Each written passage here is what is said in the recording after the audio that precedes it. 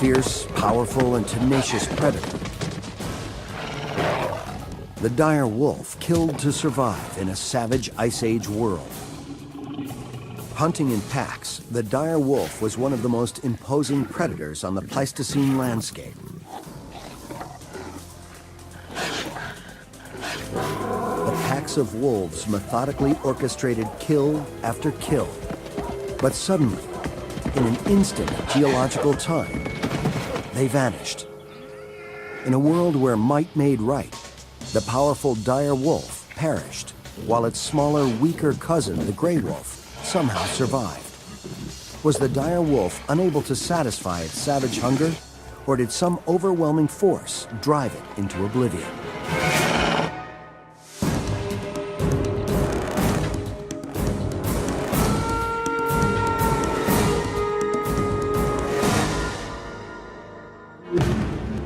Los Angeles, home to the dog-eat-dog world of Hollywood movers and shakers. 10,000 years ago, a different kind of predator walked these streets. It was the end of the Ice Age, the era called the Pleistocene. The last of the glaciers were receding, and an extraordinary assortment of mammals walked the Earth. Not since the age of dinosaurs, 65 million years before, had so many animals of such great size and strength roamed the North American continent. There were sloths the size of bears, mammoths standing more than 12 feet tall. Feeding on these monsters were the hyper-carnivores, killers like the giant short-faced bear and the saber-toothed cat. You step out of your time machine 10,000 years ago, and North America is going to be a furry nightmare. This is the world of the dire wolf, a massive dog-like creature that hunted and killed in huge packs of 30. A tough, fierce meat eater, it could take down prey 10 times its size while fighting off much larger predators. Like a street fighter, it was clawing for its share of the Ice Age world. You just can't be beaten down because you just have the endurance and the stamina and the ferocity to scare or exhaust the opponent into submission. Its tenacity helped the dire wolf survive for more than 100,000 years. Yet today, all that remains are its bones. The remnants of thousands of dire wolves have been uncovered here at the La Brea tar pits in the heart of Hollywood. This black cauldron is a paleontologist's dream. Discovered more than 100 years ago, the tar pits is the greatest repository of Ice Age bones in the world. More than 1 million bones from 231 species of prehistoric animals have been unearthed. What makes this area so unique is naturally occurring asphalt. This black, syrupy material not only beautifully preserves the bones, it created one of the most deadly animal traps ever known. During the time of the dire wolf, molten asphalt oozed its way from thousands of feet below the ground. As it reached the surface, it cooled, forming a harmless black crust. But in the heat of summer, this crust melted, the asphalt turning back into a sticky syrup, trapping any unsuspecting animals that wandered into the area. This explains why more than 200 individual horses and 300 bison have been found in these pits. But outnumbering the herbivores by a surprising rate, almost 10 to 1, are the predators. This is the opposite of what we find in nature. Normally, herbivores outnumber predators by 10 to 1. Scientists believe opportunistic predators like the dire wolves would attack what looked like an easy prey. But quickly, they too found themselves trapped by the asphalt. This happened countless times over the centuries. Predator and prey trapped in tar, their blackened bones all that remained. To most, this is simply a jumble of bones. But to an expert's eye, they represent a map, showing us the paths these creatures walked in life and the road they took to their deaths. 15 feet below the surface, corresponding to approximately 40,000 years ago are bones from various animals, including the dire wolf. The quality of preservation is excellent, and the diversity that we have found within this site is second to none. Right here, exposed at the bottom of this one grid site here, we have a vertebra of a short-faced bear. And right here, we have a dire wolf humerus, which is the upper arm bone, with nice juicy asphalt coming off of it. After researchers carefully uncovered, cleaned, and pieced the bones together, they found the largest canid, or family of dogs, that ever lived. The wolf averaged 5 feet from nose to tail, stood just over 2 feet tall, and weighed up to 150 pounds. In Latin, it's called Canis dirus, but it's better known as the dire wolf. The name dire is fitting. The name evokes a menacing predator looming on the horizon. It is by far the most common species to be found at the La Brea excavations. More than 3,500 individual wolves have been uncovered. By comparison, there are just 2,000 saber-toothed cats. Experts believe the large number of dire wolf bones proves they were social animals, perhaps running in packs of 30 or more. They also suggest the dire wolf had a special talent for survival. Compare 3,500 dire wolves to just 15 of their closest Ice Age relatives, the gray wolf. The dire wolf had been dominating the gray for hundreds of thousands of years when the dire wolf suddenly disappeared. Yet it was the gray wolf that survived. The anatomy of the two species reveals why. Anatomy is often destiny, and anatomy often tells a story about what actually worked for an animal or for a species for a long time. And the anatomy of the Pleistocene mammals gives us very good pictures of Pleistocene behaviors. At first glance, the anatomy of the two animals is nearly identical, suggesting they acted much the same. But when we take a closer look, we find small but crucial differences between the two. The most distinctive difference is the dire wolf's larger jaw and teeth. Paleontologists believe this would have created a much stronger bite, adapted to bring down the larger Ice Age mammals like bison and horse. Researchers compared other bones and discovered other important differences between the two species. The humerus, or upper arm bone of the dire wolf, for example, is slightly longer, but significantly thicker than that of the gray. So too is the ulna, or one of the two lower arm bones of the dire wolf. That means the dire wolf was a more powerfully built animal, weighing up to 70 pounds more than the gray wolf. The lighter gray wolf bones suggest it was sleeker and probably more fleet of foot. These differences are subtle but significant and likely transform these similar creatures into very different hunters. Every animal has a style of attack which is determined by its physiology. Bears use their size and strength to overwhelm their prey. The cheetah has its speed and agility. The lion, its powerful claws and suffocating bite. The wolf has only two weapons, its weight and its mouth. In both cases, the dire wolf held the advantage over the gray. But by how much?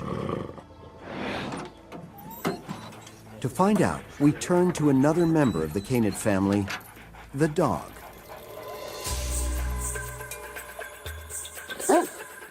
Joe Camp is an animal coordinator for film and television in Los Angeles. Lauren Williams and Brian Hill are professional dog trainers with 8 years of experience teaching dogs to guard against intruders and attack on command. Just how does the physiology of a predator determine the manner and power of its attack? The 4 varieties of dogs in this show answer that question. The bulldog makes his bite and then uses his body not only to wrestle the animal to the ground, he's actually twisting his bite to cause more pain. The Mastiff totally uses nothing but its weight. Its attack was head on, slam into with his body, get a grip, and down you go. The Malinois and the Dutch Shepherd are very similar in shape. They draw the comparison between the ancient gray wolf and its larger cousin, the dire wolf. The Malinois, being a lighter dog, uses the momentum or its speed and coordination to pull its prey down.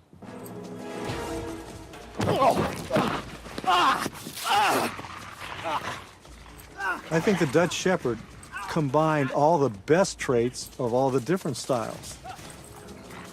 He hurled himself, therefore getting momentum. He opened his mouth as wide as he could, similar to the Malinois, got that good solid bite. His weight slammed into the prey, just like the bigger dogs. Very similar to the modern wolf, and probably the dire wolf, too. The more vigorous attack of the Dutch Shepherd hints at the advantage the dire wolf had over its lighter gray cousin. It may have used its more massive body to take down larger prey. Besides his superior size, the dire wolf's only other weapon was his massive head and jaw. To determine how the size of an animal's jaw affects the strength of his bite, a specially designed meter can be used. It will measure just how much power the jaws could pack. What we have here is a digital bite meter, and the sensor has a gap in it. When the dog bites it, it closes the gap. The readout over here tells you how many pounds of force the dog is applying.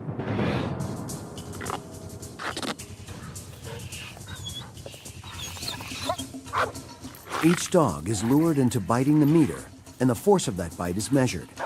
Quickly, a relationship between bite strength and head size emerges.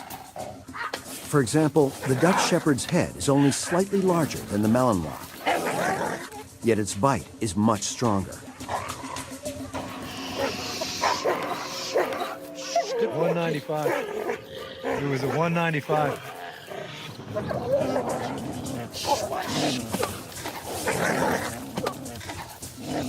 I got it to a maximum of 224 right now, but it was up to about 230. And as for the Mastiff, That's the Mastiff. Whoa! 556. That's amazing. A lot more than I expected.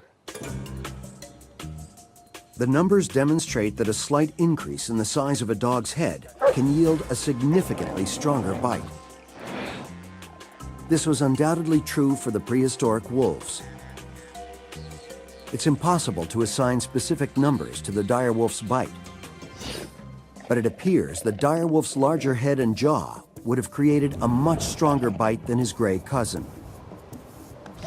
Its powerful bite, together with its robust attack style, probably allowed the dire wolf to bring down much larger prey. Larger, stronger, the dire wolf was like a gray wolf on steroids. A super wolf adapted to take on the very largest Ice Age giants. Yet the dire wolf was soon to fade into oblivion, while the smaller, weaker gray wolf would survive. Something had learned to hunt the hunter. A top predator had a ruthless competitor. For more than 100,000 years, the dire wolf thrived far and wide across the Western Hemisphere, from Alaska to Florida, down to parts of Latin America. Yet no direct descendant of the dire wolf survives today. During its time on Earth, it was competing with a cousin, the gray wolf.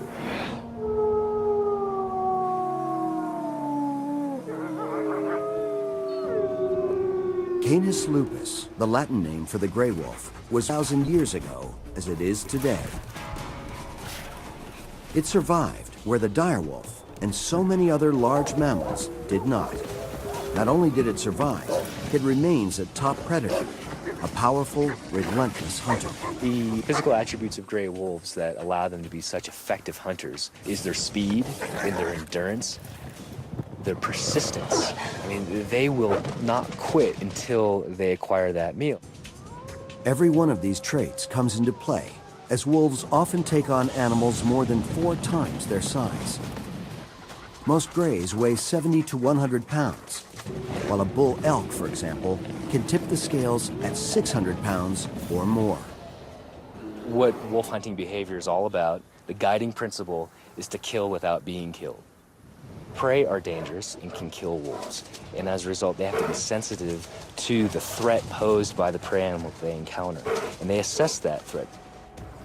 With the risk of injury or death looming at each encounter, gray wolves take advantage of their social nature. Like their long-lost cousins, the dire wolves, the grays use sophisticated pack behaviors to take down their prey. There's 6 primary stages that they go through, starting from the time they set out to go searching for prey to the time they actually grab and kill the animal. And so it begins with searching or traveling. Let's just say they encounter a herd, then they'll begin to approach that herd. The wolves' greatest assets are their speed and endurance. As a pack, they can outlast almost any prey. So their best bet for a successful hunt is to get their prey running. The pack spreads out and approaches the group, waiting for the first of the herd to spook and make a run for it. Predictably, the rest of the herd will follow suit.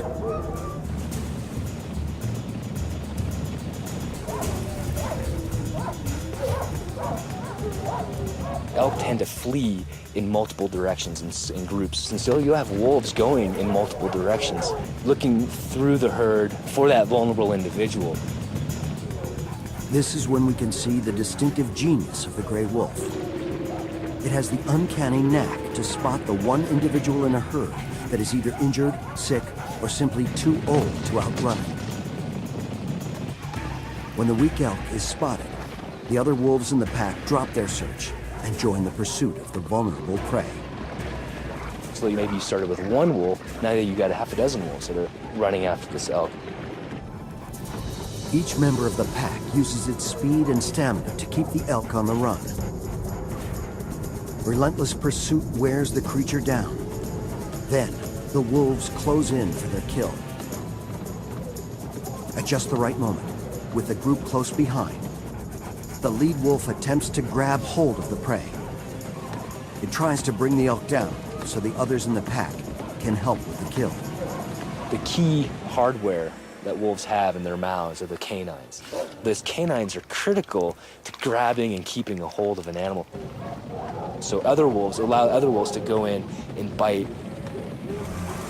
The wolf's canine teeth are pronounced and are designed to grab hold of the prey. It's easier said than done.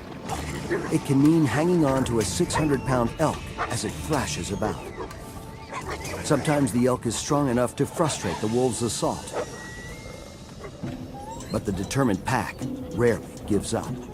What they'll do is they'll rally, they'll socialize, they'll team up, they'll huddle up, and there'll be a period of excitement. You'll hear howling, you can hear just near where there's barking and excitement like that, and then they'll sort of get their courage back up again, and then they'll initiate another attack.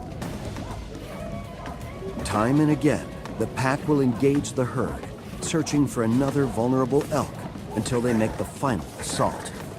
The lead wolf's bite will penetrate the muscles of its prey. The wound will slow the animal down. Then, with his grip on the elk secured, the others join in. One animal grabs it and then another, and they all grab on. They're able to hold it in place. That allows another animal to take multiple bites out of it and start biting it and bleeding it and start to eat the animal. Surprisingly, these highly skilled hunters have a dismal success rate, about 1 in 10, which means they are often on the hunt for their next meal. As for the dire wolf, its physical similarity to the gray wolf suggests it hunted and ate much like its cousin, with one big advantage. The more muscular features of a dire wolf may have provided them more killing power, an ability to physically overpower a prey animal in a way that modern-day wolves just cannot do. And in groups of 30 or more, their attack must have been much more menacing. I think there's nothing that's going to be more frightening to a prey species than to see well-organized, intelligent wolves in a large group moving at a high speed with a lot of endurance, coming straight after a target that's been specifically selected. Its powerful build and massive jaw and teeth indicate it feasted on the largest of prey, like the mammoth or bison. But it's hard to be certain, since the only evidence we have are bones. But recently, new techniques have been developed that can tell us what the dire wolf was eating some 12,000 years ago. It's called stable isotopic analysis and takes advantage of two quirks in nature. The first, due to the fact that most herbivores eat different diets of vegetation, and these different types of plants and environments have different isotopic signatures. These signatures are stored and can be detected in herbivore tissue, including bone. The second quirk is that when carnivores eat these prey animals, these signatures are transferred and trapped in the carnivore's bones.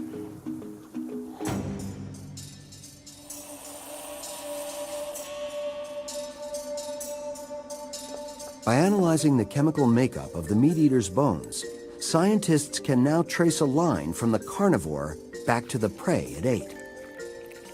That's what researchers have done with hundreds of La Brea dire wolves. We see that they were eating small percentages, probably of things like sloths and mastodons. So about half their diet was bison, and about half of their diet was horse. The isotopic analysis determined that while the dire wolf was hunting down dangerous animals like bison and horse, it was ignoring easier available targets, smaller, safer elk and deer. The reason why remains a mystery. Perhaps the large packs were demanding large quantities of food. Were there hidden advantages for taking on large herbivores? No one knows. Either way, the dire wolf went after the most dangerous game it could find, risking life and limb every time. 10,000 years ago, on the prehistoric continent of North America, dire wolves were constantly on the prowl. They put their lives at risk every time the pack began the hunt. Taking on large prey like horse would, sooner or later, bring injury or death to one of the pack. We see it today with the gray wolf, as it carries on the age-old struggle between predator and prey, like the bison. Bison are very formidable, very dangerous. And so in the wintertime, when there's deep snows, wolves can corner bison in areas where they are less effective at defending themselves. But even with a stranded bison, the wolves take special care. These encounters can last days, where they'll have a bull bison isolated on a patch of bare ground surrounded by snow on all sides, and that bison will basically fight to the end, and the wolves will just keep after it. This video shows a battle between a small pack of wolves and a bison that lasted for 36 hours. The wolves use their numbers to continually poke and prod, wearing down the giant beast. But the strength and surprising agility of the bison makes it a dangerous adversary. The incidence of injury, we think, is higher with wolves hunting bison. They'll often be kicked off. If the bison continues to wheel about, the bison will throw them into the air. Maybe the bison will hook him with his horns and toss them into the air. You see a lot more limping wolves than you do wolves that are hunting elk, and that's likely been sustained from some encounter with the bison. The bison desperately struggles to fend off the pack, but despite injuries to some of them, the tenacity of the wolves eventually pays off. The gray wolf faces this kind of danger every time it hunts for larger prey. It must have been much more perilous for the dire wolf, as it was taking on bigger, stronger animals that were living in larger herds. The dire wolves compensated by pursuing these herds with larger packs. This would have helped, but only to a point. Though the dire wolf ran in super packs, when the time came to attack, the lead wolf was on his own, literally putting his life on the line. The fossil record reflects the dangers the wolves faced every day. Scientists have found thousands of broken dire wolf bones. and each has a story to tell. With a little detective work, we can discover not only the hazards the wolves faced, but the intimate details of their life in the pack. This is an example of a rather serious injury that this animal lived with for a while. This is actually the ulna and the radius, which is this portion of your arm. And a normal ulna would look like so, and the radius would be a separate bone. And what's happened to this animal apparently is it was probably kicked or had some terrible injury which broke one or both bones. And so the two bones are now fused together, which probably created some pain for this animal in terms of motion and also some stiffness.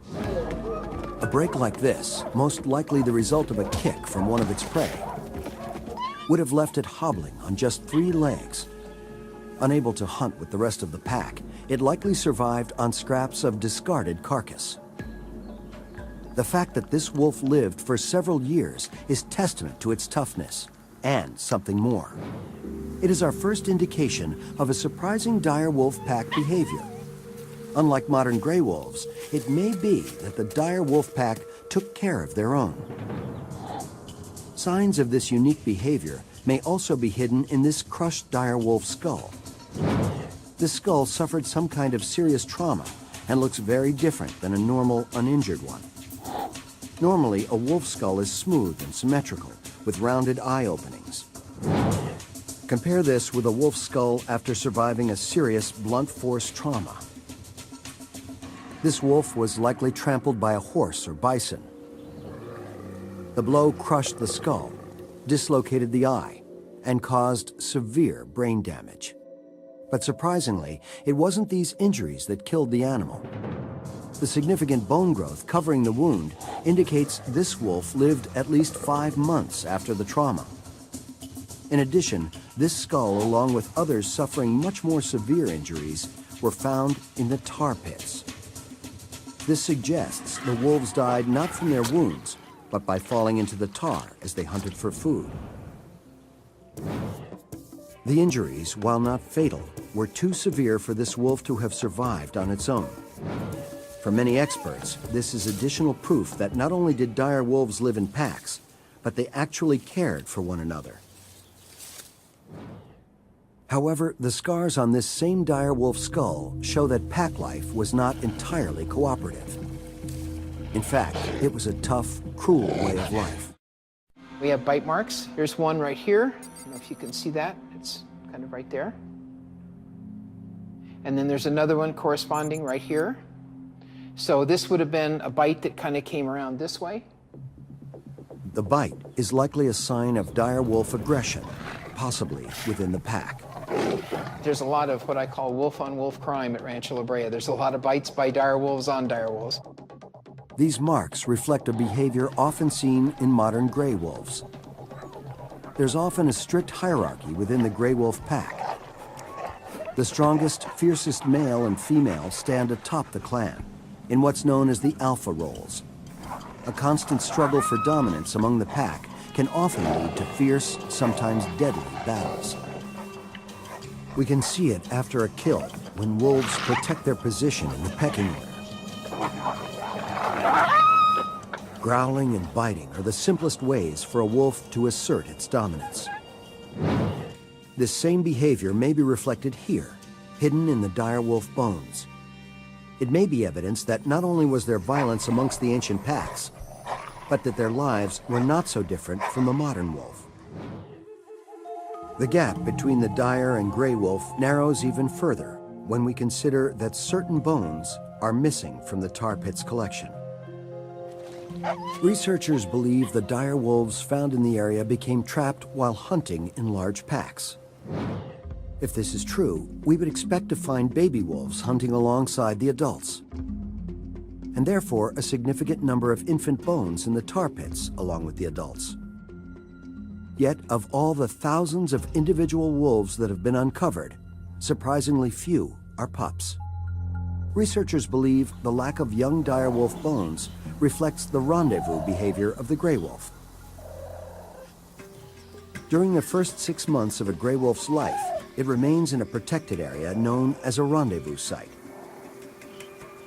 The adults of the pack will bring food to the pup until he is old enough to fend for himself. I believe that the dire wolves were in fact rendezvousing their young, and that they were not showing up for scavenging or for hunting until they were at least 6 months old. This probably means the pack behavior of the dire wolf was closely related to the greys.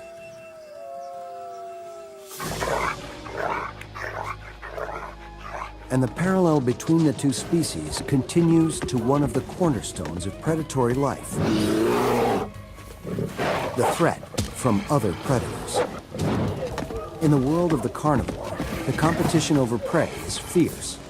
But once a prey animal is killed, the second equally intense clash over the carcass begins. Stealing a carcass from another carnivore is one of the primary modes of competition among large meat eaters.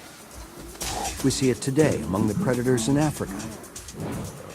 And it's been a fact of predatory life for millennia. A predator must learn to protect its kill from scavengers or starve to death. For the modern gray wolf, the worst offender is often the grizzly bear. In Yellowstone, so far, grizzly bears are 100% successful in usurping carcasses from wolves. And wolves very infrequently put up a stiff resistance. They pretty much let the bears take the carcass. Over the years, the grizzly's success has spoiled it. It will often wait for wolves to hunt down and kill a prey, and then take it away. It was likely the same for the dire wolf, facing off against terrifying predators like the short-faced bear and saber-toothed cat. It was a constant struggle to find enough food to keep the pack alive. Most of the time, the smaller wolf would avoid his much larger competition. Most likely, what they're probably doing is, like in Enter the Dragon, what Bruce Lee says, the art of fighting without fighting. That's what they're doing. They're trying to compete for some of the same prey resources, but by not actually directly confronting Smilodon, short-faced bear, probably working around them. They're competing without competing. But there were times when the dire wolf was forced to confront his larger competition. Unfortunately for the wolf, the rules of nature favor the larger species. In a one-on-one encounter, the short-faced bear or saber-toothed cat would overwhelm the wolf. This made life for the smaller dire wolf extremely difficult. The powerful predators that roamed the Ice Age terrain tormented them at every kill and threatened to leave them out in the cold. For hundreds of thousands of years in prehistoric North America, the dire wolf risked life and limb to hunt the largest animals it could find. But the wolf wasn't alone. Fighting over the same prey were some of the toughest, most powerful carnivores of the age.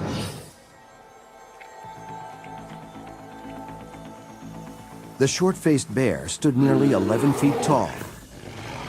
One of the Ice Age's most intimidating carnivores, it likely took on even the largest of dire wolf packs. Despite the wolves' aggressive tactics, the bear would have been an almost impossible opponent to defeat. Luckily, the short-faced bear population was small, and encounters were probably rare. However, clashes over food and territory likely pitted the wolf against more common apex predators, like the saber-toothed cat. The saber-toothed cat was a formidable predator, weighing as much as 600 pounds or more. It was fast, strong, and its huge canine teeth made it a dangerous adversary. Individually, the dire wolf was no match against a saber-toothed cat. It would likely turn tail and run before taking it on. But as a member of a pack, it became a commanding presence and would have fought to protect its territory. With its superiority of numbers, the pack would have surrounded a solitary cat, constantly harassing it from all sides. They're most likely in concert in a very threatening type of posturing way. A single Smilodon can't be looking everywhere at once. And even though they're all smaller than you, the numbers and the proximity is probably going to suggest that there's some fights that are just not worth having. The cat would eventually break off the attack and search for a meal somewhere else. Time after time, the large pack size transformed the dire wolf from a vulnerable individual predator to a fearsome opponent.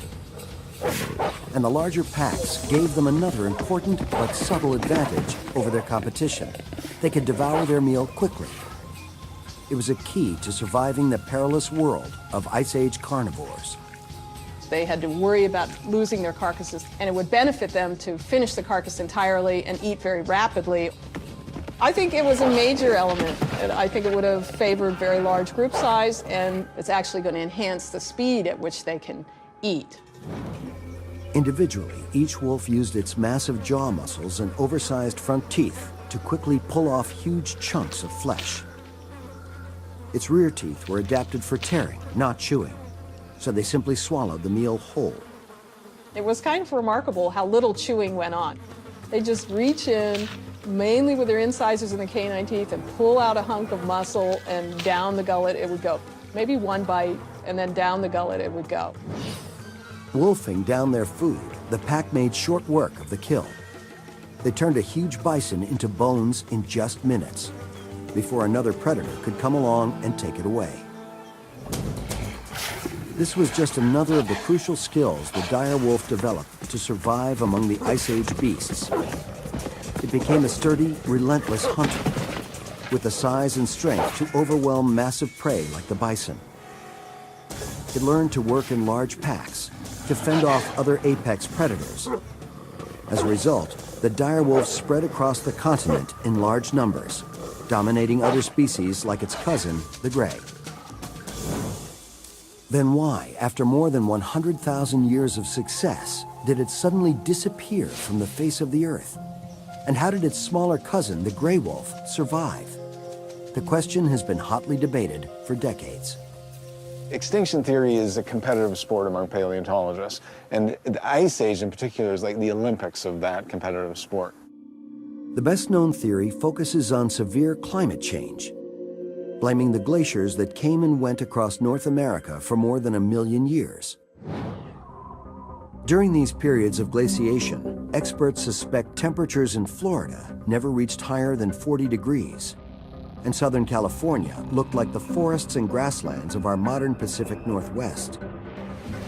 Then, about 18,000 years ago, the last of the glaciers receded.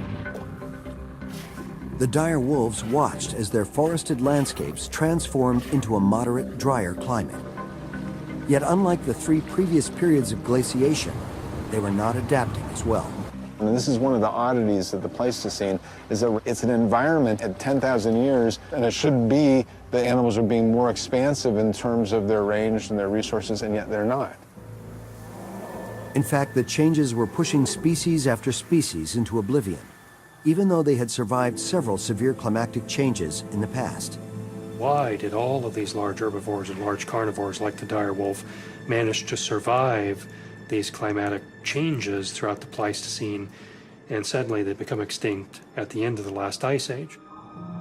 Perhaps the climatic change at the end of the last ice age was much more abrupt, and that may have played a key role in the restructuring of the ecosystem. One recent theory suggests the reason for this abrupt change. A comet may have exploded over North America 10,000 years ago, triggering a catastrophic extinction event. And the fossil record might support a rapid change. Thousands of dire wolf teeth have been found at the La Brea tar pits. These are teeth that are more robust in size and shape than those of the gray wolf. These stronger teeth mean the dire wolf likely adapted to eating bones more often. In lean times, when food was scarce, they would naturally be chewing on more and more bones to survive. And the more chewing of bones there was, the more cracking of teeth there should be. The kinds of bones that these dire wolves were eating were, cow bones and up, very, very large bones that took quite a bit of bite force, and so you might end up cracking a tooth in the process. It's not hard to find a cracked tooth, or for that matter, hundreds of broken teeth among the La Brea fossils. They suggest the wolves were chewing on bones. But they don't shed much light on the extinction episode itself. That is, until we place them on a timeline, when a revealing pattern emerges. Careful analysis shows wolves were breaking their teeth much more often 15,000 years ago than they did 3,000 years later. This is surprising. If the changing climate was killing off the dire wolf's prey, then we should see more and more bone crunching and teeth cracking as time goes on. But the results from the teeth study show just the opposite. That the prey animals were plentiful until the very end. These results support the idea that the demise of the dire wolf wasn't gradual at all, but came suddenly. Recent evidence seems to suggest, based on dating of the last occurrence of these various extinct megafauna, that it did happen fairly quickly, and maybe in a matter of hundreds of years, maybe 1,000 years. 1,000 years is a short period of time for a catastrophic extinction to occur and cannot be explained by climatic change alone. Something else likely contributed to the extinction. Was it a comet, or does the blame fall on man? The beginning of the end for many of the largest Pleistocene animals came around 10,000 years ago. The Ice Age was ending. The frozen tundra was rapidly disappearing from the landscape. The dire wolf was coping with yet another change in climate, and a new and dangerous predator had burst onto the scene. I think climatic change played the greatest role in the restructuring of the ecosystem at the end of the last ice age. But you cannot deny that humans had some impact. Man had made his way across the Bering Land Bridge, and with each step, the end of the dire wolf grew nearer. He may have fanned the flames of extinction. If you look at the last 100,000 years, and especially in this part of North America, the two big 900-pound gorillas that are sitting there occupying that window are ice and humans. They're affecting everything. They're bringing in not just Clovis spear points and fire and large-sized brains, they're probably bringing all sorts of things with them. It's thought man began to excessively hunt and kill the large prey, decimating the food supply for the large hypercarnivore. But the damage may not have stopped there. A controversial new theory suggests man may have introduced deadly diseases into the environment. As humans encroach, and as they bring with them whatever it is they bring with them, they're probably bringing diseases, and most likely those types of infections or microorganisms are affecting everything they come in contact with. And I think that probably knocks out just most of the large species. It is possible that humans took a devastating toll on the large mammals. Add to that a dramatic change in climate, and an entire ecosystem could be forced to adapt. If it happened slowly, perhaps many of the large animals would have survived. But the ecological upheaval magnified the shortcomings of every living species. During those last years, the dire wolf was fighting off extinction. The fierce competition from the other large carnivores was getting worse as they clashed over the same diminishing prey. But his smaller cousin, the gray wolf, adapted to the situation. For almost 100,000 years, gray wolves were found in many of the same areas as the dire wolf. But these grays were found in much fewer numbers, around 1 to 10. The gray had the role of the underdog. It likely maintained its distance from the larger dire wolf packs and focused its attention on smaller prey. As a result, the gray wolf likely adapted into a more agile, versatile hunter. They're highly flexible in their behavior, and that's absolutely essential to their survival. And that largely explains why they've ranged so widely in terms of geographic distribution. The flexibility of the gray wolf can be seen today. They are able to hunt down the largest of prey, like the bison, as well as the smallest, such as rabbits and mice. They have also expanded their menu to include fish. It's helped make them a top predator across North America. As for the dire wolf, it appears size was not everything. As opposed to what humans often think, which is bigger is better, there's often a benefit, an evolutionary benefit to smaller size. And smaller size often means more flexibility in terms of what it is you're doing out in the landscape. The flexibility of the smaller gray wolf allowed it to engage in many types of hunting behaviors. But the direwolf, for the previous 100,000 years, created large packs and hunted only the largest beasts. When the quickly changing ecosystem required it to modify its lifestyle, it was unable to adjust. Around 10,000 years ago, the dire wolf, along with almost every large mammal of the Pleistocene, faded from the ancient landscape. I think they went extinct because they were specialized for large prey, and the large prey were removed apparently by a combination of humans and climate change. The dire wolf had survived more than 100,000 years of vicious competition. It fought off a population of hypercarnivores, the likes of which the world has never seen again. Yet everything that made the dire wolf so successful became its undoing. The sheer strength, massive appetite, and killer instincts that allowed them to take on the world's most dangerous prey, ironically, prevented them from acting small enough to survive. A lesson that any species